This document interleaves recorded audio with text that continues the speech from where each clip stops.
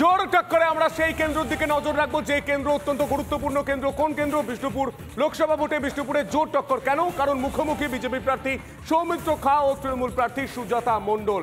একে অপরকে বারবার নিশানা করছে দুই প্রার্থী।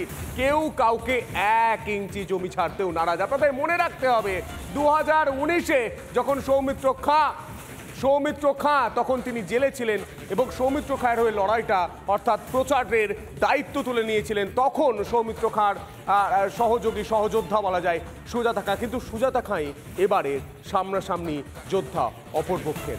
আমরা শুনবো কি জোর টক্কর উঠে আসছে অরূপ চক্রবর্তীর কথাও আমরা শুনবো। শুনুন সুভাষ সরকার। পশ্চিমবঙ্গে শিল্প নেই, 13 বছরেও কোন নতুন শিল্প আসেনি। কোন সিঙ্গুর থেকে দাঁড়িয়ে দিল তাদেরকে,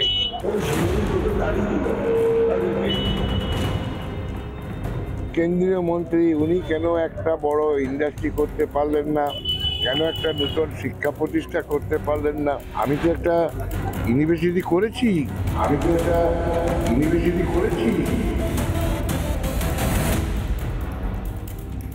পশ্চিমবঙ্গে শিল্প নেই এবং গত 13 বছরেও, আগের 35 বছরে তো হয়নি, আর 13 বছরেও কোনো নতুন শিল্প আসেনি, বরং পুরনো শিল্প বন্ধ হয়েছে। যেমন সিঙ্গুর থেকে তাড়িয়ে দিল তাদেরকে। আর এর ফলে এই বাঁকুড়াতেও আমি অনেক চেষ্টা করে শিল্প যখনই কাউকে আসতে বলছি, তারা এসে বলছে ডাক্তারবাবু নমস্কার, পশ্চিমবঙ্গে এখন কিন্তু যেতে পারবো না যতদিন না এই সরকারের পরিবর্তন হচ্ছে। সমস্ত সারা ভারতে যারা শিল্প উদ্যোগপতি, তারা সকলে কিন্তু পশ্চিমবঙ্গের সরকারকে ভয় পায়। তার কারণ তাদের প্রেরণায় অসংখ্য লোক কাটমানির জন্য চলে আসে। সে তো 5 বছর পর, 5 বছর তো বলেননি, আর চাপে পড়েছে, আজকে যাচ্ছে। 5 বছরে কাজ হয়নি। করোনার সময় কোথায় ছিলেন? সে সময় তো যাননি ভাই। উনি কেন্দ্রীয় মন্ত্রী, উনি কেন একটা বড় ইন্ডাস্ট্রি করতে পারলেন না, কেন একটা নতুন শিক্ষা প্রতিষ্ঠা করতে পারলেন না? আমি তো একটা ইউনিভার্সিটি করেছি। উনি কি করলে?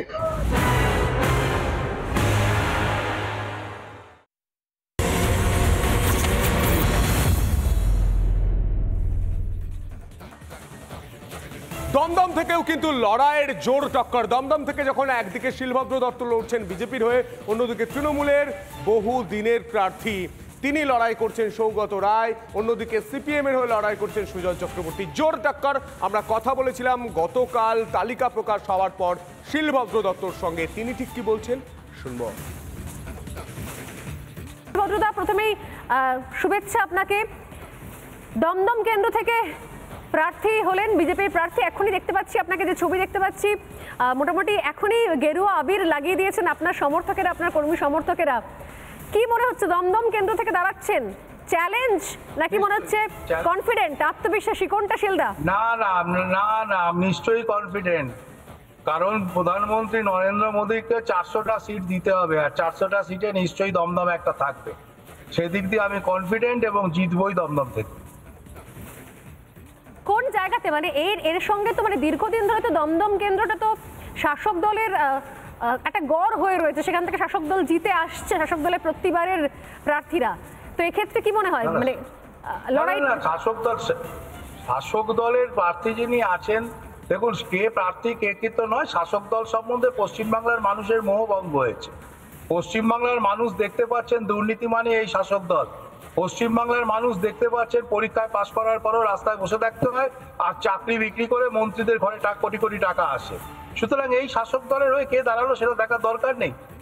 এই শাসক দলকে দুর্নীতি মুক্ত বাংলা করতে গেলে পরে শাসক দলকে পরাজিত করতে হবে, এটা বাংলার মানুষ জানে। আর 10 বছর ধরে মোদী সরকার যা করেছে ভারতবর্ষের জন্য, যে অগ্রগতির দিকে এগিয়ে নিয়ে গেছে, ভারতবর্ষের মানুষ মোদীকেই ভোট দেবে। কারণ মোদীর গ্যারেন্টি আছে। মোদী যা কথা দিয়েছেন, 370 বাতিল করেছেন, সিএএ করেছেন, 3 তালাক বাতিল করেছেন। মোদী যেটা বলে সেটা কথা রাখে, এটা ভারতবর্ষের মানুষ বুঝেছে, দমদমের মানুষও বুঝেছে।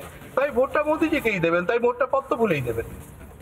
সৌগত রায়, যদিও আপনি একসময় সেই একই সঙ্গে রাজনীতি করেছেন, সৌগত রায় প্রতিবার এখান থেকে যে পরিমাণ লিড নিয়ে জিতে আসছেন, কি মনে হয় এবার নিজের এলাকা, নিজের গড়, সেখান থেকে জনভিত্তিটা কোন জায়গায় পৌঁছেছে, সেই জায়গা থেকে কোন কোন জায়গায় সৌগত রায় আপনার জন্য চ্যালেঞ্জ হবেন বলে মনে হচ্ছে? না না, আমি কখনোই চ্যালেঞ্জ মনে করছি না, কারণ সৌগত রায় তো কোনো ফ্যাক্টর নয়। আমি তো কোনো ব্যক্তির বিরুদ্ধে লড়াই না, লড়াইটা তো দলের সঙ্গে দলের, লড়াইটা তো নীতির সাথে নীতির, লড়াইটা তো হচ্ছে আদর্শের সাথে আদর্শের। একদিকে ভোটের প্রচারে জমে উঠেছে কথার লড়াই, এবার শুনুন কি বলছেন তৃণমূলের প্রার্থী কৃতি আজাদ। अब देखिए, फिटनेस हम सबको बोलते हैं, कोई भी हो फिटनेस रखना चाहिए। हमारा फिटनेस देखा, हम अभी भी फिटनेस रखते हैं। फिटनेस रखेगा, जान है तो जहान है। अच्छा स्वस्थ रहेगा तो अच्छा दिमाग काम करेगा, अच्छा काम कीजिएगा, चुस्ती बना रहेगा, इसलिए स्वस्थ रहना आवश्यक है। मैं कुछ नहीं बोला, हमारे साथ रोज चलो, हम फिट कर देगा। আজ দোল উৎসব, রঙের উৎসবে মাতোয়ারা আপামোর বাঙালির শান্তিনিকেতনের আদলে দোল উৎসব সল্টলেকে প্রভাত ফেরির মাধ্যমে বসন্ত উৎসব উদযাপন। রঙের উৎসবে সামিল সকলে। প্রভাত ফেরি, তার পাশাপাশি আবির মাখিয়ে রঙের উৎসব চলছে। তোমার রজনীগন্ধা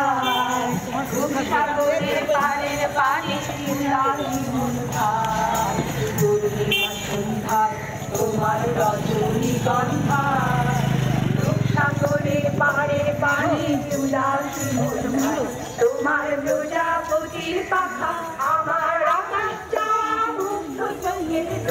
আমরা সরাসরি চলে যাব আমাদের প্রতিনিধি আনন্দ মোহন ঝার কাছে। মোহন, প্রথমেই তোমাকে দোলের শুভেচ্ছা, এবং এই মুহূর্তে যে ছবি আমরা দেখতে পাচ্ছি যে একদম রঙের উৎসবে মাতোয়ারা সল্টলেকবাসী, ঠিক কি ছবি দেখতে পাচ্ছ এই মুহূর্তে?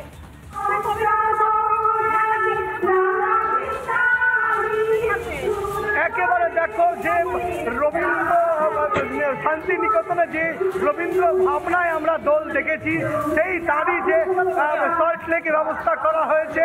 আমরা সেই ছবি তোমায় দেখাবো প্রথমে, যে এখানে রবীন্দ্রনাথের যে গান, বসন্তের গান, সেই গানে যারা এখানে রয়েছেন সাধারণ মানুষ, যারা কিন্তু কোনো শিল্পী না, সাধারণ মানুষ, তারা কিন্তু আজ এই বসন্ত উৎসবে সামিল হয়েছেন।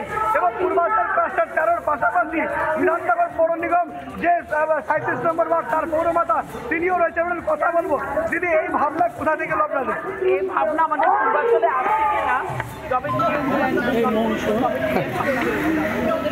একদম একদম অর্থাৎ তুমি দেখতে পাচ্ছ ছবিটা, যে এখানে রবীন্দ্রনাথের গানে নাচে মাতোয়ারা হয়েছেন, যে পূর্বাঞ্চলের আবাসনের সাধারণ মানুষ রয়েছেন, আবাসী রয়েছেন সেখানে কিন্তু, এবং তারা কিন্তু ইতিমধ্যেই যে প্রভাত ফেরি, সে প্রভাত ফেরি শুরু করেছেন।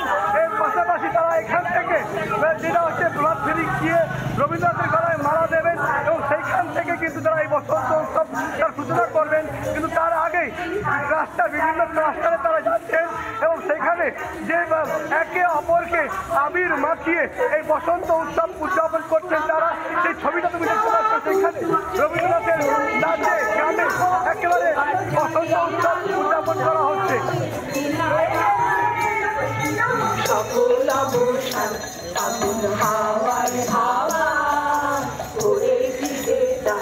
তোমার হাওয়ায় হাওয়া উড়েছি বেদান, আগুন হাওয়ায় হাওয়া উড়েছি বেদান, তোমার হাওয়ায় হাওয়া উড়েছি বেদান, আমার হাওয়ায় হাওয়া। আমরা নাচতে জানি না,